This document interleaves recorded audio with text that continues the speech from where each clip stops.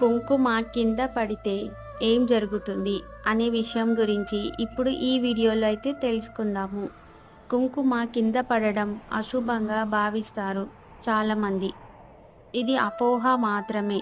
అనుకోకుండా కుంకుమ కింద పడ్డప్పుడు అలా పడ్డ చోట భూదేవికి బొట్టు పెట్టి మిగతా కుంకుమను చెట్లలో వేయాలి. నిజానికి కుంకుమ గాని, కుంకుమ భరణి కింద పడడం గాని శుభసూచకమే.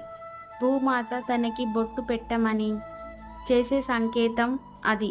ఏదైనా పూజ గాని, వ్రతం గాని చేసేటప్పుడు కుంకుమ కింద పడడం అత్యంత శుభకారం. అది అమ్మవారి అనుగ్రహం.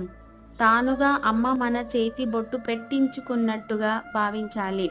అటువంటి అదృష్టాన్ని అశుభంగా భావించకూడదు, బాధపడకూడదు. అది సరికాదు.